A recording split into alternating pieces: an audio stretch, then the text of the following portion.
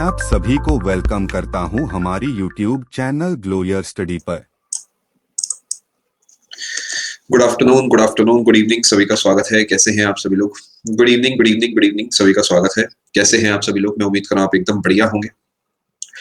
Good evening, good evening, good evening, सभी का स्वागत है। जय श्री राम जी, सभी का स्वागत, सभी का स्वागत। गुड इवनिंग, गुड इवनिंग, सभी का स्वागत। चलो, मैं बढ़िया हूँ। आप सब बताएं, आप सब कैसे हैं? मैं उम्मीद कर रहा हूँ एकदम बेहतरीन होंगे। और ये जो हमारा सेशन है ज्योग्राफी का, इसमें सत श्री अकाल जी, सभी का स्वागत है। इस क्लास में हम जो बात करने वाले हैं, इंडियन ज्योग्राफी की बात करने वाले हैं। पेन शायद थोड़ा पतला आपको दिख रहा होगा क्योंकि मैं चेक कर रहा हूँ। आपको शायद याद होगा पिछली क्लास में हमने इंडियन ज्योग्राफी जो है स्टार्ट करी थी। सबसे पहले ये बताएं, क्या यहाँ तक आपकी कोई क्लास पेंडिंग है? अगर कोई पेंडिंग नहीं है तो आप जीरो लिखिए, एक पेंडिंग है एक लिखें, या जितनी भी आपकी पेंडिंग है आपको नंबर लिख के मुझे बता सकते हैं। जीरो, शाबाश, बहुत बढ़िया भाई। जिसकी जीरो है, इससे बढ़िया कोई बात नहीं है। इसे जीरो ही रखें, इसे जीरो से आगे जाने ही ना दें। जिसकी एक आध पेंडिंग है, कोशिश करें इसे एट द अर्लीस्ट जीरो बना ले, जिससे कि आप जो है अपना सिलेबस टाइम से पैक कर पाए। ठीक है, कुछ भी पेंडिंग है उसे प्लीज साथ साथ ही निपटाया करें। मतलब ये अपने आप से एक वादा करें कि अगले कुछ समय तक कोई भी क्लास में पेंडिंग नहीं छोड़ूंगा। बिकॉज देखिए, जो थ्योरी सब्जेक्ट्स होते हैं ना, वो लिंक करके पढ़ाए जाते हैं। यानी ऐसा नहीं होता कि आपने ये देख लिया, फिर आपने ये देख लिया, फिर आपने देख लिया। कभी बात नहीं समझ आएगी जब तक आप एक सिंगल फ्लो में चीजों को नहीं पढ़ेंगे। ठीक है, तो कोशिश करें कुछ भी पेंडिंग आप न छोड़े। देखिए, एक और चीज मैं आपको बताता हूँ, हिस्ट्री को लेकर आप लोग हर बार हर सेशन में मुझसे डाउट पूछते हैं, हर बार मैं आपका आंसर भी देता हूँ। ऐसा हो सकता है कि आप उस बैच में ना हो, इसी वजह से मैं दोबारा भी पोलाइटली आंसर देता हूँ। इसलिए मैं आपको फिर से एक बार बता देता हूँ कि जो आपकी हिस्ट्री है उसकी क्लासेस, बायो की जो क्लासेस हैं, उन दोनों चीजों की क्लासेस आपकी ऐड होंगी। The first week of Feb was already scheduled, पूरे तरीके पैक्ड था। आपको पता होगा एक हफ्ते जो क्लासेस मेरी नहीं हुई थी वो सब यहाँ पर आ गया था। इसी चक्कर में इस हफ्ते वो क्लासेस नहीं हुई है। आपको अच्छे से पता है वो क्लासेस जरूर होंगी। फिजिक्स की क्लासेस ऑलरेडी शेड्यूल में आपको दिख रही होंगी। सब कुछ जरूर होगा, ऐसी चिंता कभी करा ही मत करो। ठीक है जी, अब शुरू करते हैं। अब प्लीज इस बारे में कोई बात नहीं, आप कोशिश करेंगे, आप फोकस करेंगे पूरे तरीके स्क्रीन के ऊपर। चलो, आज आपकी शाम को भी क्लास है। और अच्छा, आज 6:30 वाली क्लास भी है आपकी। आपको पता होगा 6:30 से लेकर 7:30 बजे तक अगर आप चाहें वो क्लास लगा सकते हैं। This will be a special class. देखिए, स्पेशल क्लास में कोशिश करता हूँ कुछ नए कुछ पुराने सवाल आपको मिक्स करके कराऊं। कुछ पुराने भी इसलिए कराता हूँ जिससे कि आप इंपॉर्टेंट सवालों के टच में रहे। आज हमारी हिस्ट्री की क्लास होने वाली है। हिस्ट्री की एमसीक्यू क्लास है। शाम को हम थ्योरी नहीं करते, यहाँ पर हम एमसीक्यू नहीं करते, जिससे कि हम थ्योरी भी अच्छे से समझ पाए, एमसीक्यू भी अच्छे से समझ पाए। तो आप ये लगा सकते हैं। रात को 10 बजे भी आपकी क्लास है एंड क्लासेस आपकी कंटिन्यूसली चलनी है। कल की जो क्लासेस है वो जहाँ तक है आपकी कुछ क्लासेस कम होंगी। कल जो है मुझे थोड़ा सा काम रहेगा कुछ, एंड बाकी कौन कौन सी क्लास होगी नहीं होगी आपको सब शाम तक, लेट इवनिंग तक पता लग जाएगा। चलो, अब पूरे तरीके बेटा इधर फोकस करेंगे हम। बहुत बहुत शुक्रिया आप सभी का आने के लिए। और मैं यहाँ पर जो है अब आपको पेनिनसुलर माउंटेन के बारे में पढ़ाने वाला। शायद आपको याद होगा कल मैंने आपके साथ हिमालय डिस्कस करा था, लेकिन हिमालय का कुछ डेटा है जो अभी मैंने आपको दिया नहीं है, अगर आपको याद हो। यानी हिमालय का बेस मैंने आपको बना दी है, लेकिन कुछ फैक्ट्स हैं जो मैंने आपको नोट नहीं कराए हैं। वो डेटा मेरा काम है देना, वो मैं सही समय आने पे दूंगा, जब मैं पूरा माउंटेन आपके दिमाग में छाप छाप दूंगा, प्लाट्यू समझा दूंगा। उसके बाद मैं कुछ डेटा को आपको दूंगा। शिवालिक रहा नहीं है, शिवालिक का बेस मैंने शुभम बना दिया है। कुछ डेटा मैं सही समय आने पे आपको दे दूंगा। ठीक है, यानी पेनिनसुलर माउंटेन की अगर मैं आपसे बात करता हूँ तो क्या ये ऑटोमेटिकली पेनिनसुला का मतलब क्या होता है? सबसे पहले आपको वो बताता हूँ। यानी जो हमारा भारत है, भले ही हम उसे इस टाइप से बनाते हैं, यहाँ से इस टाइप से हम बाउंड्री बनाते हैं, लेकिन प्रैक्टिकली अगर आप देखते हो तो भारत तो कुछ ऐसा है ना, यानी जिसमें ये वाला पोर्शन पाकिस्तान का है, ये वाला इंडिया का है। तो ये बाउंड्री तो हमने अपनी मर्जी से बना रखी है, लेकिन अगर आप जमीन को देखो, जमीन तो सब एक ही है। इसका मतलब जो नीचे वाला हिस्सा आप यहाँ पर देख रहे हो, ये हिस्सा कहलाता है पेनिनसुला। पेनिनसुला वो पीस ऑफ लैंड होता है, वो जमीन का टुकड़ा जो तीनों तरफ से पानी से घिरा हुआ है। यानी यहाँ पर भी आपको सी देखने को मिलती है, अरेबियन सी। यहाँ पर आपको बे देखने को मिलता है, बे ऑफ बंगाल। और नीचे की तरफ आपको इंडियन ओशन देखने को मिलता है। कुलदीप ने हिंदी भी लिख दी है, आप चाहे तो हिंदी भी एक बार देख सकते हैं अगर आप हिंदी मीडियम के बच्चे हैं तो। ठीक है, यहाँ पर पेनिनसुला है, इधर सी, इधर बे, और इधर इंडियन ओशन। यानी अगर आपको थोड़ा शॉर्ट में बताऊं मैं, तो अपना मैप कुछ ऐसा दिखता है। यानी ये जो हिस्सा है पेनिनसुला वाला हिस्सा कहलाता है ये, क्योंकि इधर पानी है और इधर भी पानी है। यानी ये तीनों तरफ से पानी से घिरा हुआ एक जमीन का टुकड़ा है। लेकिन अगर आप ध्यान से इसे समझते हैं, टेक्निकली हम कहते हैं कि जो भी पोर्शन हिमालय को छोड़ के है ना, वो सब पेनिनसुला था। यानी हिमालय से पहले जो भी यहाँ पर आके टकराया था, वो एक तिकोना सा भाग टकराया था आके। वो तिकोना भाग आज हमारा जो है पूरा इंडिया का शेप ले चुका है। तो ऐसा भी कई जगह आपको सुनने को मिलेगा कि हिमालय के अलावा जो कुछ है, एक जमाना था पेनिनसुला का ही हिस्सा हुआ करता था। तो इसी के अंदर मैं आपको अरावली भी पढ़ा दूंगा, विंध्या, सतपुरा, वेस्टर्न घाट, ईस्टर्न घाट, ये सब हम पढ़ने वाले हैं। पूरे तरीके स्क्रीन पे फोकस बनाए रखे, कुछ बेहतरीन चीजें मैं आपको दिखाने वाला हूँ। देखिए, आप एक चीज को लेकर हैरान हो रहे होंगे, सर जब इतना बड़े लेवल का कंटेंट दे रहे हैं तो सर मैप क्यों नहीं दिखाते? ऐसा तो नहीं है मेरे पास मैप नहीं होगा भाई। जब मैं इस लेवल का कंटेंट आपको दे रहा हूँ तो मैप तो गूगल करने से मिल जाते हैं। ये इसका एक रीजन ये होता है कि जब जब हम मैप को देखते हैं तो उसमें एक साथ क्या 50 चीजें लिखी होती हैं। मैं आपको केटू दिखाऊंगा, आप देखेंगे कुछ और। मैं आपको अरावली दिखाऊंगा, ऊपर की तरफ आपको यहाँ पे विंध्या दिख रही होगी, हो सकता है आप यहाँ तापी पढ़ने लग जाए, हो सकता है आप यहाँ देखने लग जाए अच्छा ये कावेरी है, तो उससे क्या होता है जो पढ़ा रहा हूँ उसमें फोकस नहीं बनता। तो इसी वजह से क्या है कि हम एक-एक करके स्टेप बाय स्टेप स्क्रीन पर आपको सब चीजें दिखाते हैं एंड उसके अकॉर्डिंग ही हम चीजों को पढ़ते चलते हैं। ऐसा बहुत बार होता है बहुत बच्चों के साथ। ज्यादा ज्ञान दिख जाता है तो फिर जो है कंट्रोल में नहीं रहता है बच्चा। अब ध्यान से समझें, अगर मैं एक मैप आपको बना के दिखाता हूँ तो अपना मैप कुछ इस तरीके का दिखता है। ये हिस्सा जो आपका है ये अरावली की पहाड़ी, आपको शायद पता होगा ये अरावली है। ये गुजरात से शुरू होकर दिल्ली तक जाती है। इसके अलावा जो ऊपर वाला हिस्सा आपका है ये विंध्यास कहलाता है, जो नीचे वाला है आपका सतपुरा कहलाता है। कुछ इंपॉर्टेंट बातें, जो ऊपर वाला है वो विंध्या यानी विंध्य रेंज कहलाती है, जो नीचे वाली है वो सतपुरा रेंज कहलाती है। यहाँ पर आप इस बाउंड्री को देखते हैं, इसे हम कहते हैं वेस्टर्न घाट, और इधर वाली बाउंड्री को आप देखते हैं, इसे आप कहते हैं ईस्टर्न घाट। यानी यहाँ पर आप 3-4 चीजें देखेंगे। अगर मैं इंडिया की बाउंड्री हटा देता हूँ तो ऊपर की तरफ आपको हिमालय दिखा है, इधर की तरफ आपको दिखा अरावली, इधर की तरफ आपको दिखा विंध्या, इधर की तरफ आपको दिखा सतपुरा, और यहाँ पर आपको दिखेगा वेस्टर्न घाट, और यहाँ पर आपको दिखेगा ईस्टर्न घाट। क्या आप बात समझ पाए हैं इंडिया का मैप किस तरीके का है? अगर थोड़ा सा मैं आपको और शॉर्ट में बताता हूँ, ये हिमालय, ये अरावली, विंध्या, सतपुरा, वेस्टर्न घाट, ईस्टर्न घाट, ये आपका मैप होता है। ऑब्वियसली ये मुड़कर आपका इधर की तरफ आता है, छोटी छोटी और इलाके हैं, लेकिन मुद्दे की बात जो है आपके सामने आपको दिख रही है। ठीक है जी, ये है आपका हिमालय, ये है अरावली, ये है विंध्या, ये है सतपुरा, ये है वेस्टर्न घाट, ये है ईस्टर्न घाट। एक एक करके हम इसे पढ़ने वाले हैं। सबसे पहले जो हमने कल पढ़ा था, हमने अरावली की बात करी होगी। अरावली जो है, इसको लेके कुछ इंपॉर्टेंट पॉइंट आपको बता देता हूँ। हमने पढ़ा था गुजरात से शुरू होगी, राजस्थान हरियाणा होते हुए दिल्ली आएगी। इसकी जो हाईएस्ट पीक होगी राजस्थान में होगी, माउंट अबू नाम का इलाका होगा, गुरु शिखर नाम की पीक होगी, 1722 मीटर ऊंची होगी। यहाँ तक हमने कल कवर करा था। ठीक है, एस से सतपुड़ा है, बिल्कुल आप सही कह रहे हैं, और वी से विंध्या है। इसके अलावा कुछ और इलाके पड़ते हैं अरावली के ऊपर, जैसे कि रायसीना हिल्स की मैंने आपको बताया था। रायसीना हिल्स जो है ये आपकी पड़ती है कहाँ पर? दिल्ली के अंदर, शायद आपको याद होगा। एक और पहाड़ियां होती है जरगा हिल्स, ये जो आपकी है ये आपकी पड़ती है कहाँ पर? उदयपुर वाले इलाके में, जो अरावली का हिस्सा है वहां पर इसे इस नाम से जाना जाता है। ठीक है, यहाँ से आप कंटिन्यू करें बिल्कुल। इसके अलावा जो इस एक और इलाका है आपका, जो अजमेर में आप इसी पहाड़ी को जानते हैं हर्षनाथ हिल्स के नाम से। अब इसका मतलब क्या है सर? क्या ये इसके सिनोनिम्स हैं? क्या है ये बताओ सर, थोड़ा सा मैं आपको समझाता हूँ। आपकी पहली लाइव है, चलिए बढ़िया है, मैं उम्मीद कर रहा हूँ आपको सीखने को मिलेगा। जैसे कि मैंने आपको कल बना के दिखाए थे पहाड़, अब कल जैसे तो नहीं बनाएंगे क्योंकि समय की कमी है। एक्चुअल में पहाड़ ऐसे सिंगल तो नहीं होते ना, पहाड़ कुछ ऐसे होते होंगे कि यहाँ से मैं हटा देता हूँ, यहाँ से हटा देता हूँ, इस टाइप से छोटे छोटे पहाड़ होते होंगे। यानी एक हिस्सा ये पड़ा, एक हिस्सा ये पड़ा, एक हिस्सा उसके बाद यहाँ पर है, एक हिस्सा हो सकता है यहाँ पर है। अब मान लेते हैं कि मैं इस इलाके में रहता हूँ, तो क्या मैं पूरे अरावली को थोड़ी गिनूंगा? मैं तो इस पहाड़ी का नाम रख दूंगा ना बस।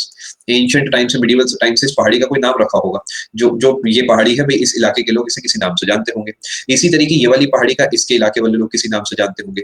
तो हम कह सकते हैं कि अगर पूरी रेंज की बात करता हूँ तो पूरी रेंज तो अरावली कहलाती है, लेकिन अरावली के अंदर ही कुछ ऐसे छोटे छोटे हिस्से हैं जो कि हम अलग अलग नाम से भी जान सकते हैं। मैं उम्मीद कर रहा हूँ बात समझ पाए।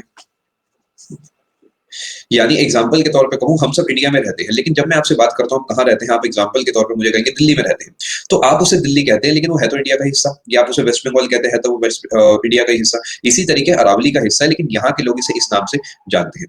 जैसे कि मैंने आपको रायसीना हिल्स का बताया, ये दिल्ली के अंदर पड़ता है, और यही वो इलाका है जहाँ पर आपको राष्ट्रपति भवन देखने को मिलता है, यानी प्रेसिडेंट्स हाउस आपको यहाँ पर ही देखने को मिलता है। मैं उम्मीद कर रहा हूँ बात समझ पा रहे हैं। जी हाँ, मनीष, ये 800 किलोमीटर लंबी है जो अरावली की पहाड़ी है, करीब 800 किलोमीटर लंबी आपको देखने को मिलती है। ये जितनी भी वैल्यूज होती है, ये वैल्यूज चेंज आपको अलग अलग दिखेंगी किताब में। उसका रीजन ये है क्योंकि ये एग्जैक्ट कुछ नहीं होता, तो अगर आपको 10-20 किलोमीटर प्लस माइनस दिखे तो वो काफी नॉर्मल बात है। ठीक है, अच्छा मैंने उदयपुर लिखना था, गलती से मैंने उदयपुर लिख दिया, उदयपुर लिखना था, मैंने जे बना दिया गलती से। ठीक है, मैंने इसे करेक्ट कर दिया। ठीक है, अभी अरावली का इंपॉर्टेंस क्या है अपने देश में, ये आपको थोड़ा सा समझाते हैं। देखो होता क्या है यहाँ पर, अगर मैं इस इलाके की बात करता हूं तो होता क्या है कि मॉनसून जब आता है तो यहां से आता है। ये अरावली की है सारी, बिल्कुल सही आप कह रहे हैं। और यहां पर बैठी होती है पहाड़ियां, जिन्हें बोलते हैं वेस्टर्न घाट्स। ये आता है और इस पे आके टकराता है, और टकराने के बाद यहाँ पर क्या होती है? बारिश होती है। क्या बात समझ पा रहे हैं? इस इलाके में क्या होगी? बारिश होगी, और मुंबई वाले जो है जाम में फंस जाएंगे। आप भी हो सकता है आपकी पोस्टिंग भी आने वाली हो, या फिर आएगी 1-2 साल में, तो आप सोचेंगे अरे मैं मुंबई जाऊंगा। एक बार आप जाओगे तो फिर आप समझोगे कितना जाम होता है मुंबई में। यहाँ पर आपकी लाइन से बारिश होती रहेगी। ठीक है जी, इसके अलावा अगर मैं ऊपर वाला हिस्सा आपको दिखाता हूँ, ये वाला हिस्सा, अब यहाँ पर एक कैच है। वो कैच क्या है सर? मान लेते हैं हवा इस तरीके आ रही है, तो क्या ये इस पहाड़ी से टकरा पाएगी कभी भी? एक बार सोच के देखिए। नहीं टकराएगी। तो होगा क्या कि जो भी ये पानी लेके आ रही होगी, क्या वो पानी सीधा का सीधा चले जाएगा? क्योंकि जब वो टकराएगा ही नहीं तो बारिश कहाँ से होगी? यानी ये जो आपका है सीधा चला गया, तो क्या यहाँ पे क्लाउड फॉर्मेशन होगा? Answer is no. तो क्या यहाँ पे बारिश होगी? Answer is no. तो इसी वजह से ये इलाका जो है आपका थार डेजर्ट बन जाता है, क्योंकि यहाँ पे बारिश करने के लिए कोई है ही नहीं। अगर आपको थोड़ा सा शॉर्ट में बताऊं, तो मुद्दे की बात यह है कि अगर अरावली की पहाड़ियां ऐसे है, तो हवा जो चलती है वो इसी दिशा में चलती है, और पहाड़ी क्योंकि पैरेलल होती है, यानी ये आपस में एक दूसरे के पैरेलल है। Aravalli is located parallel to direction of incoming winds. इसकी वजह से ही जो है ये आपको देखने को कैसा मिलता है, ये आपको देखने को मिलती है। इसका इसी वजह से यहाँ पर जो है बारिश आपकी बिल्कुल भी नहीं होती। क्या आप बात समझ पाए हैं? यानी कोई आपसे पूछता है option A, option B, option C, option D, Western Ghats, Aravalli, Vindhyas, Satpuras, कि why Thar desert is located in the western part of Rajasthan। ऐसा कुछ भी बनाएगा और आपको लंबी चौड़ी बातें आप करेंगे, लेकिन जो मेन रीजन होगा वो होगा अरावली की जो डायरेक्शन है वो पैरेलल है। अरावली की जो डायरेक्शन है वो पैरेलल टू विंड डायरेक्शन है। अभी हवा ऐसे ही क्यों आती है, ऐसे क्यों नहीं आती, या फिर इस तरीके से क्यों नहीं आती, इधर से क्यों नहीं आती, इसकी बात हम क्लाइमेट वाले चैप्टर में करेंगे। बिकॉज ये जो चीज है इसका डिस्कशन करने के लिए हमें पूरे मैप को एक बार दोबारा से अच्छे से समझना होगा, ठीक है। पैरेलल में तो क्लाउड सेट करना, देखिए क्लाउड्स ना गुरुकृपा अपने आप में पहले से कुछ नहीं होते। क्लाउड्स का मतलब ये होता है कि अगर कहीं पर पानी जो है रुक जाता है, और तो वो पानी ही है जो कि आपका आगे जाके क्लाउड्स का रूप ले लेता है। इसके बारे में भी आपको एक डायग्राम से समझाऊंगा, आप चिंता ना करें। मान लेते हैं कि हवा जो है इस तरीके चल रही है,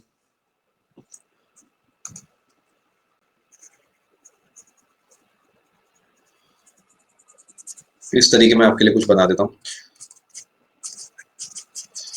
अब आप तो यहाँ खड़े होंगे, मुंह बनाए, कुछ समझ ही नहीं आ रहा सर, दिमाग खराब हो गया। अब आप लोग यहाँ खड़े हैं, अब यहाँ से क्या हो रहा है, हवा आई आपके ऊपर। हवा आने के बाद जैसे जैसे ऊपर की तरफ जाएगी, तो क्या यहाँ पे इससे टकराएगी पहाड़ी से। टकराने के बाद क्या होगा, जैसे जैसे ऊपर जा रही है तो इसका टेम्परेचर भी चेंज होता है, और यहाँ पर आपको बादल देखने को मिलते हैं। इसी वजह से जो कोस्टल एरियाज होते हैं वहां पे आपको ज्यादा बारिश देखने को मिलती है, जैसे कि मुंबई में बात बात पे बारिश होती है। इसी तरीके कुछ और इलाके भी है जहाँ पर आपको बहुत ज्यादा बारिश देखने को मिलती है, क्योंकि वहां पे पहाड़ों से टकराती है जाकर आपकी हवा। तो यहाँ पर क्या होगा, बारिश होगी। लेकिन जैसे ही ये इसे क्रॉस करेगा, तो क्रॉस करने के बाद क्या होगा कि नीचे की तरफ आ रही है, नीचे आने पे हवा का टेम्परेचर जो है गर्म हो जाएगा। गर्म होने का मतलब ये है कि गर्म होने का मतलब ये हो गया कि अब इसके अंदर जो नमी है वो यहाँ पर नहीं आएगी, यानी इस इलाके में बिल्कुल भी बारिश आपको देखने को नहीं मिलेगी। ये इलाका फिर भी थोड़ा पानी वाला हो जाएगा, यहाँ पे पानी आपको गिरता हुआ दिखाई देगा, यहाँ पर पानी नहीं दिखेगा, और इस इलाके को बोलते हैं रेन शैडो रीजन। क्या मैं उम्मीद करूँ बात समझ पा रहे हैं? इसे रेन शैडो रीजन बोलते हैं। ये आपको 2D में दिखा रहा हूं, अगर आप इसे 3D में इमेजिन करना चाहें तो कुछ इस तरीके का होगा। ये जो आपका रेन शैडो रीजन है, मैंने थोड़ा सा आपके लिए टेढ़ा करके बना दिया जिससे आप प्रैक्टिकली समझ में है क्या। अब ऑब्वियसली पहाड़ी जो है मैंने बड़ी भले ये चपटी टाइप की पहाड़ी बनाई है, ऐसी होगी नहीं। ये कैसी होगी ये भी मैं आपको बताता हूँ। पहाड़ी कुछ ऐसी नहीं होते हुए, पहाड़ी कुछ ऐसी दिखती होगी, यानी आगे की तरफ भी हो सकता है कोई इलाका हो इसका। लेकिन अल्टीमेटली जो हवा है, हवा तो बस ये देखेगी ना कि अच्छा इस इलाके में बारिश मैं कर देती हूँ, उस इलाके में बारिश नहीं करूंगी, क्योंकि यहाँ पर क्या है, जाके टकराना है, यहाँ पे तो कोई टकराव है ही नहीं। इसे लीवर्ड साइड बोलते हैं और रेन शैडो रीजन बोलते हैं, दो नाम इसके होते हैं। लीवर्ड साइड भी इसे बोला जाता है। ऐसा इसलिए होता है दीपक, बिकॉज यहाँ से हवा जब ऊपर जाती है तो उसका टेम्परेचर कम होता है। टेम्परेचर कम होने के बाद उसकी नमी को अपने पास संभाल के रखने की जो क्षमता है वो कम हो जाती है। इसकी वजह से क्या होता है कि वो पानी अपने अंदर से छोड़ देती है। जब वो नीचे की, ये सब अभी लिखवाऊंगा, चिंता मत करो, ये मैं एक बार दोबारा नोट कराऊंगा। अभी मैं कॉन्सेप्ट आपके थोड़े से बना रहा हूँ। शुरू शुरू के सेशन थोड़े इसी टाइप के जाते हैं, कॉन्सेप्चुअल होते हैं। धीरे धीरे आपको सब चीजें जो है समझ आ जाती है। मैं बना देता हूँ कि लाल वाला इलाका जो है इसे बोलेंगे, तो मैंने बहुत ही शेडिंग कर दी, हैचिंग बोलते हैं इसे, बीटेक वाले समझेंगे इस बात को। लीवर्ड साइड उनने हैचिंग ही करी है 10 लाख रुपए की। भाई हम आप ही के साथ है, कोई ऐसी चिंता वाली बात नहीं है।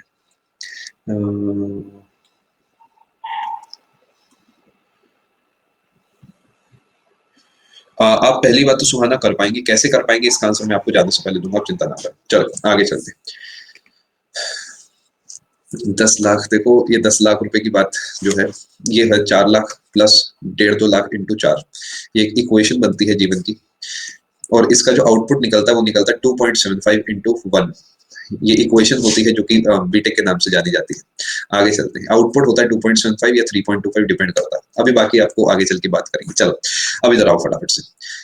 क्या मैं कह सकता हूँ कि अरावली की पहाड़ियां जो है, एक तो इसने काम करा है थार डेजर्ट को बनाने में, एक इसने एक और काम करा है कि जो गंगा है, जो जमुना है, जिसे यमुना बोलते हैं, ये इधर की तरफ इसी वजह से नहीं गई होगी बिकॉज यहाँ पे ऊंचाई थी। यानी मुद्दे की बात यह है कि जो गंगा जमुना है अरावली की वजह से ही जो है अरेबियन सी की तरफ नहीं जा पाई है, राजस्थान को पानी नहीं दे पाई है। या फिर आप कहेंगे ये अरावली ही है जिसने एक इसे रास्ता भी दिया है कि भाई इधर को मुड़कर आप जा सकते हो। ठीक है, ये जो आपका थार डेजर्ट है, इसका क्रिएशन होता है अरावली की डायरेक्शन की वजह से। अगर अरावली ऐसे ना होते हुए ऐसे होती तो यहाँ पर भी आपको बहुत सारा जो है हरियाली देखने को हो सकता है मिलती। अरावली जो है it is parallel to wind direction, याद रखिए। आगे चलते हैं, कुछ नदियां हैं इस इलाके से, अभी के लिए शॉर्ट में बता रहा हूँ। यहाँ से एक नदी निकलती है जिसका नाम लूनी है, क्योंकि पेपर ऐसे ही पूछता है, डिटेल में भी आगे चल के पढ़ाऊंगा। अभी के लिए मुद्दे की बात समझते हैं। बिल्कुल सही आप कह रहे हैं, जो अंबाला है वो भी एक वाटर डिवाइड कहलाता है, आपको आगे चल के पढ़ाया जाएगा। ये लूनी एक नदी है जो कि इंपॉर्टेंट है, important river of Indian desert. Yes Anant, मैं उम्मीद कर रहा हूँ बात समझ पा रहे हैं। जो लूनी नदी है ये एक बहुत इंपॉर्टेंट नदी है, ये आगे चल के हम पढ़ने वाले हैं, लेकिन एक फैक्ट लिखवा देता हूँ बिकॉज ये पेपर सवाल इसका पूछता है। जी हाँ, बिल्कुल आप सही कह रहे हैं, राजस्थान वाले इलाके में है, थोड़ा गुजरात वाला इलाका भी समझने के तौर पे हम कह सकते हैं। ठीक है, सबसे पुरानी पहाड़ियों में से, दुनिया की सबसे पुरानी पहाड़ियों में से अरावली है, तो याद रखिए अरावली जो आपको देखने को मिलती है, अरावली माउंटेन,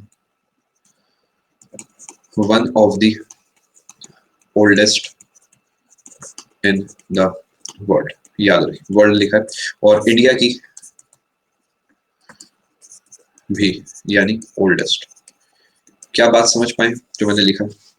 ये फोल्ड नहीं, अभी रेसिडुअल है, एक नाम मैं आपका नहीं पढ़ पाया, फोल्ड की जगह रेसिडुअल आएगा, ध्यान रखेंगे। रेसिडुअल क्या होता है, क्या होता है इसके बारे में हम आपसे आगे चल के बात करेंगे। जी हाँ, ये आपको मॉक में मिलेगा, ये एसएससी का पीवाईक्यू में। ठीक है, अब कुछ और बात आपके साथ कर लेते हैं।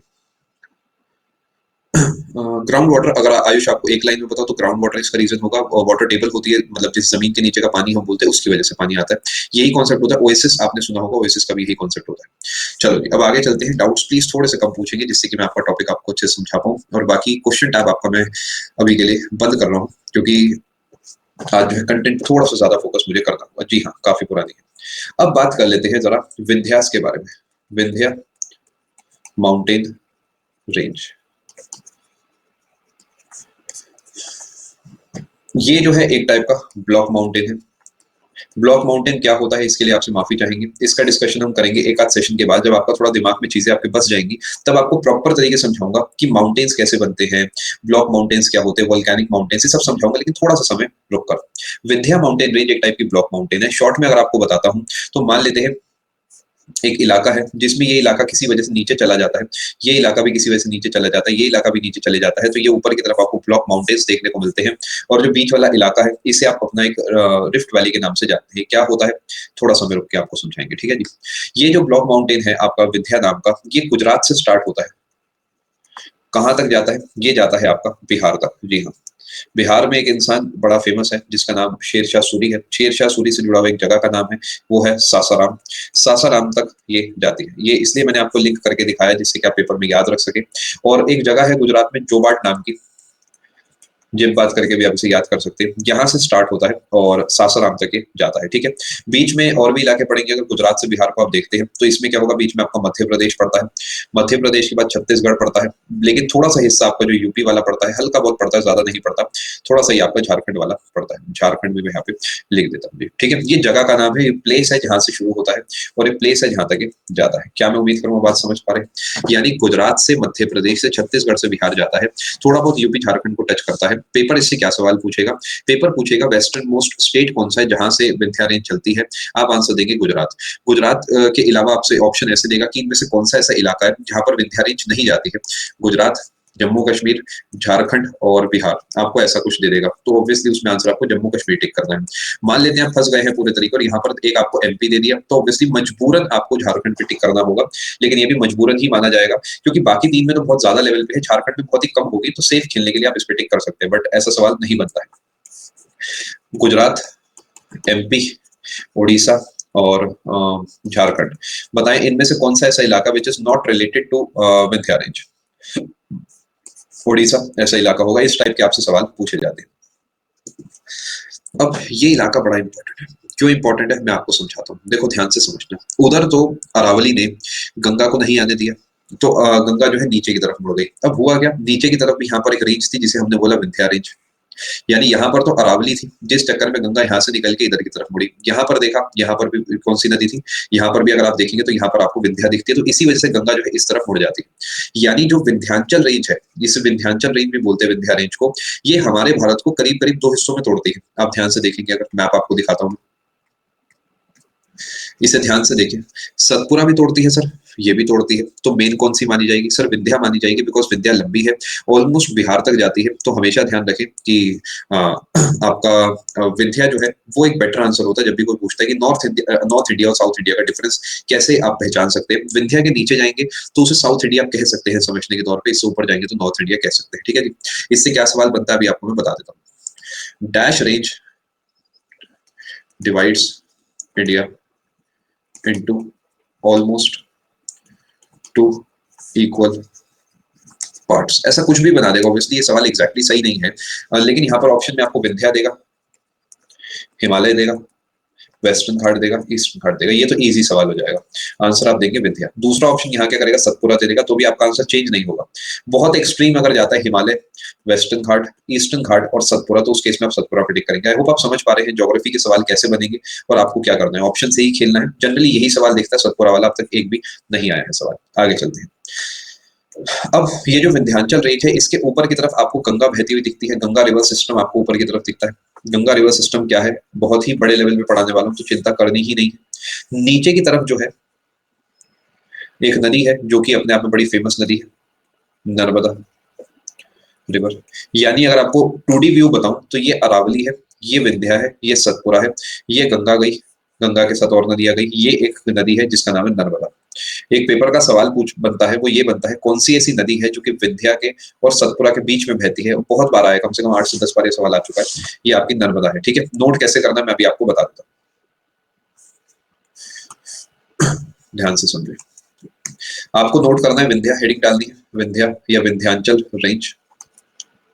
उसके बाद आपको गुजरात, MP, छत्तीसगढ़, बिहार, जोवाट, साथ साथ ही सब बता देता हूँ, सासाराम, थोड़ा सा यूपी, थोड़ा सा आपका झारखंड। एक ऐसा मैप बनाए रफ में, ये विंध्याचल रेंज, ये सतपुरा, बीच में से दिखाएं नर्मदा, यहाँ पर अरावली बनाए और यहाँ पर आप बनाए गंगा। इस टाइप से आपका चलेगा। ऊपर वाली विंध्या है, नीचे वाली आपकी सतपुरा है। ठीक है जी। कुछ और इंपॉर्टेंट बात, बहुत सारी नदियां हैं जो यहाँ से निकलती हैं। यहाँ से बहुत सारी नदियां निकलती हैं, अलग अलग नदियां हैं, उनके बारे में हम आगे चल के पढ़ेंगे। काफी सारी पहाड़ियां हैं यहाँ पर, कैमूर हिल्स वगैरह बहुत कुछ है, वो हम सब आगे चल के पढ़ेंगे। अभी एक ओवरव्यू ले रहे हैं हम जरा कि हमारा भारत दिखता कैसा है। विंध्याचल रेंज के बारे में मैंने आपको बताया, इससे ठीक नीचे हमें यहाँ पर सतपुरा देखने को मिलेगी। सतपुरा रेंज आपको यहाँ देखने को मिलेगी, वो भी गुजरात से ही शुरू होती है, याद रखेंगे। गुजरात से लेकर ये छत्तीसगढ़ तक जाती है। आई होप आप समझ रहे हैं कि विंध्या को क्यों टिक करवाया है, जबकि सतपुरा भी इसके पैरेलल ही चलती है। ये जाती है south end parallel to Vindhya range, ये ध्यान रखेंगे। ठीक है। अब जब गुजरात से छत्तीसगढ़ तक गई है तो बीच में कोई इलाका पड़ेगा आपका, वो कौन सा पड़ेगा, मजबूरी में ही आप अगर ध्यान से देखोगे तो ये आपका पड़ेगा मध्य प्रदेश।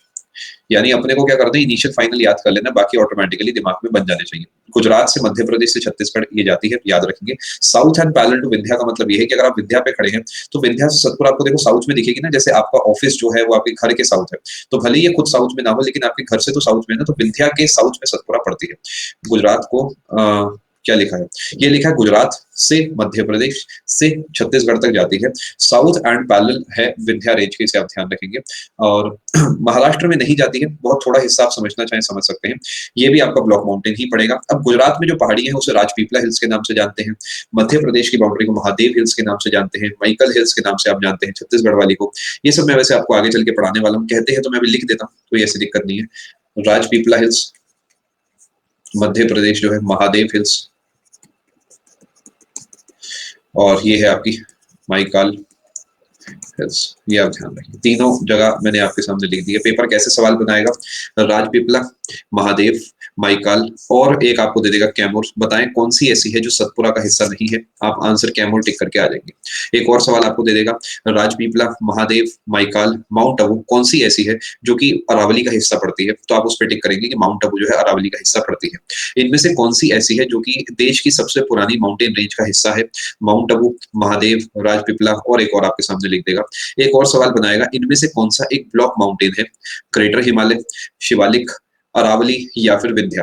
आप आंसर क्या देंगे, विंध्या रेंज। इसी टाइप से सतपुरा का भी बन सकता है। एक और सवाल बनेगा, choose the odd one out, choose the odd one out, Rajpipla, Mahadev, Pir Panjal और माइकल। ऐसा आपको सवाल दे सकता है। अब इसमें पीर पंजाल जो है वो ऊपर की तरफ पड़ती है, यानी वो आपकी हिमालय का हिस्सा है। आपको आगे चल के मैं पढ़ाऊंगा, तो वो अलग हो गया। इसके अलावा एक और सवाल आपका ऐसा बनाएगा, इनमें से कौन सी ऐसी माउंटेन रेंज है जिसके साउथ से नर्मदा जाती है। ब्लॉक माउंटेन क्या होता है अभी आपको प्लस स्टूडेंट बताया जाएगा, बिल्कुल चिंता ना करें, थोड़ा सा समय बस लगेगा। जी हाँ राकेश, समझने के लिए बिल्कुल कह सकते हैं, बाकी अभी डिटेलिंग थोड़ी थोड़ी मैं करके आपको आगे और दूंगा।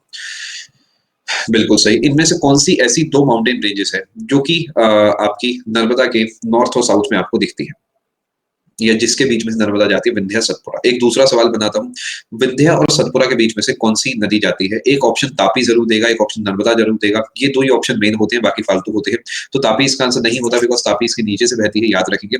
यानी ऊपर की तरफ आपको गंगा दिखती है, आप ऐसा समझ सकते हैं, यहाँ पे गंगा है, यहाँ पे आपकी विंध्या है, ये गंगा है, ये विंध्या है, यहाँ पर आपकी सतपुरा है, बीच में से नर्मदा है और नीचे से तापी।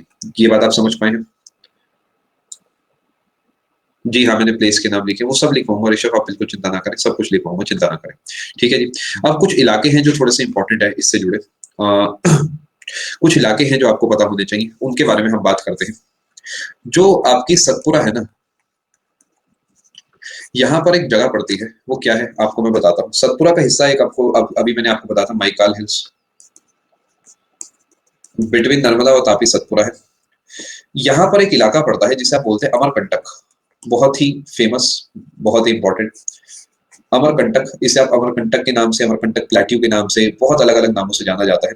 ये इसलिए इंपॉर्टेंट है बिकॉज यहाँ से काफी सारी जो है इंपॉर्टेंट सवाल बनते हैं। यहाँ से दो नदियां निकलती है, एक का नाम आपका है नर्मदा और दूसरे का है सोन। ये बहुत इंपॉर्टेंट सवाल है, ध्यान रखेंगे। लेकिन हमेशा याद रखें, अगर दोनों में से कोई एक चूज करने पड़े तो नर्मदा मजबूरन चूज करना पड़ता है। ये थोड़ा सा आपको पता होना चाहिए। ये कहाँ पड़ेगा, लमसम आप कह सकते हैं, जो छत्तीसगढ़ वाला इलाका है, मध्य प्रदेश वाला इलाका है, इसका जो बॉर्डर है यहाँ पर आप एज्यूम कर सकते हैं, करीब करीब आपको यहाँ देखने को मिलता है। ठीक है जी। ये बाकी आपको मैप में मैं बता दूंगा सही समय आने पर, चिंता ना करें। ठीक है, आगे चलते हैं। अब कहानी कुछ ऐसी है कि अगर मैं अमरकंटक प्लेट्यू बनाता हूँ, अमरकंटक भी आप इसे कह सकते हैं, प्लेट्यू भी कह सकते हैं, तो क्या एक बड़ी अजीबोगरीब बात नहीं है कि सोन नदी तो ऊपर की तरफ जाती है या इधर की तरफ जाती है। तो क्या मैं कह सकता हूँ कि मान लेते हैं समझने के तौर पे, एक नदी हो सकता है यहाँ से इस तरीके निकलती, तो ऐसा हो सकता है ना, ये नदी जो है यहाँ से इस तरीके निकल जाती है। एक दूसरी नदी होगी जो कि यहीं से निकलती होगी, लेकिन वो ऊपर की तरफ चली जाती होगी, ऐसा भी पॉसिबल है। प्लाट्यू का मतलब पठार, बिल्कुल आप सही कह रहे हैं। ये किससे मिलती होगी, यहाँ से एक नदी आती होगी, इस नदी का नाम गंगा होगा, गंगा नदी से मिल जाती होगी, यानी ये गंगा नदी होगी। और भी बहुत सारी चीजें भी हैं जो आपको आगे चल के बताऊंगा। ये सोन नदी होगी, ये आपकी नर्मदा होगी। अभी वैसे इतनी साउथ में आती नहीं है, लेकिन समझाने के लिए बनाया है मैंने आपको। क्या मैं उम्मीद करूँ आप ये बात पूरी समझ गए हैं जो मैं आपको यहाँ समझाना चाह रहा हूँ। यानी एक ही पहाड़ी से दो नदियां निकल सकती हैं, एक इस फेस से निकलती है, उस दूसरे फेस से निकलती है, आपस में मिलती नहीं है। ठीक है जी, ये बात आप समझ चुके होंगे। ये जो पहाड़ी है, इसमें ये नर्मदा हो, ये सोन हो गए, और इसका नाम हो गया अमरकंटक, अमरकंटक। नहीं नहीं नहीं, जयपुर से नहीं निकलती, ये आपकी अमरकंटक से ही निकलती है नर्मदा। प्लेट्यू और माउंटेन में डिफरेंस आपको बताता हूँ।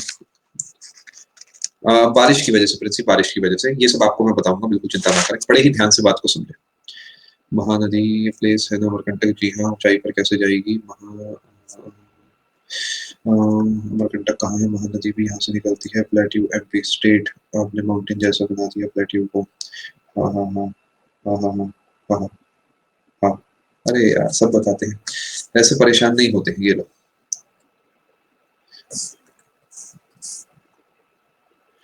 अब कुछ चीजें मैं आपको यहाँ बता देता हूँ। जो माउंटेन है और प्लेट्यू है, एक जमाना था जब कहा जाता था कि माउंटेन जो है ऐसा दिखता है, प्लेट्यू जो है ऐसा दिखता है। ये थ्योरी जो है ऑलमोस्ट कामयाब है, लेकिन ऐसा ज़रूरी नहीं है कि बिल्कुल ऐसा ही होगा, पॉइंटेड ही होगा और ये पूरे तरीके फ्लैट ही होगा, ठीक है? यानी ये ऐसा फ्लैट नहीं होगा ज़रूरी नहीं है और ये पॉइंटेड ही होगा ऐसा भी ज़रूरी नहीं है। बस ओवरऑल एक उसकी जो शेप है ऊपर की तरफ आप कहेंगे हल्का फ्लैट टॉप दिख सकता है, लेकिन ऐसा नहीं हो कि आप इस पे बैठ के खाना खा रहे हैं। अगर आप में से कोई एमपी का है या एमपी गया है तो वो बात को समझ पाएगा प्लेट्यू का मतलब क्या होता है। वहाँ की जो सड़कें हैं, बहुत ही ज़्यादा ऊपर-नीचे जाती हैं। मैं 1-2 बार ही गया हूँ मध्य प्रदेश में, इंदौर साइड में गया हूँ। हो सकता है और इलाकों में भी हो, यानी बहुत ज़्यादा अप और बहुत ज़्यादा डाउन जाती है, मतलब झूले टाइप की फीलिंग आती है जब आप मान लेते हैं 80-100 पे अगर चला रहे हैं तो। और ये प्लेट्यू की वजह से ही है, यानी काफ़ी ऊपर है, काफ़ी नीचे है, ये फ़र्क आपको देखने को मिलता है। प्लेन्स में ऐसा बिल्कुल नहीं दिखता। अगर मान लेते हैं आप बरेली से दिल्ली जाते हैं, तो मतलब ऐसा है कि कोई चीज़ है ही नहीं, बस आपको इधर-उधर मुड़ना है और कोई फ़र्क नहीं है। प्लेन्स और प्लेट्यू में ये फ़र्क आपको देखने को मिलता है। इससे मैं आपको ये बताना चाहता हूँ कि ज़रूरी नहीं है ऐसा फ्लैट होगा। हो सकता है ये हल्का-सा ऊपर-नीचे हो, यानी जो आपका पठार है, ज़रूरी नहीं है पूरे तरीके ही फ्लैट हो सकता है हल्का-सा ऊपर-नीचे भी हो सकता है। इस टाइप से मान लेते हैं कुछ, क्या पता ऐसा कुछ हो। ये बहुत बड़े स्केल पे बना रहा हूँ, तो अगर आप छोटे स्केल पे समझेंगे तो शायद बहुत ज़्यादा अच्छे से बात को समझ पाएँगे। यानी हल्का-सा ऊपर-नीचे हो सकता है, लेकिन जब आप इसे दूर से देखेंगे तो आपको फ्लैट ही दिखेगा। नहीं, मैं बरेली से नहीं हूँ, मैं बस मैं 2 जगह को एक साथ बिलॉन्ग करता हूँ, दिल्ली और यूपी। दिल्ली में रहता हूँ मैं और फिलहाल जो हूँ मैं मुरादाबाद में हूँ। मुरादाबाद में मेरा फैमिली का बिज़नेस है और बाकी मैंने अपना अधिकतर जीवन अपना दिल्ली बिताया है। पूरा बचपन दिल्ली में ही बीता है मेरा। चलो आगे चलते हैं। बिल्कुल सही कसर, बिल्कुल सही। चलो, अब बड़े ही ध्यान से बात को सुन लें। ये तो हो गई अपनी अमरकंटक की बात, ठीक है जी? अब बात कर लेते हैं थोड़ी-सी आपसे घाट्स के बारे में। घाट, ये क्या है? घाट का मतलब वेस्टर्न घाट या फिर ईस्टर्न घाट। यानी ये जो इलाका है, ये इलाका वेस्टर्न घाट और ये इलाका ईस्टर्न घाट कहलाता है। हम इसकी थोड़ी-सी यहाँ पर बात करते हैं, ठीक है जी?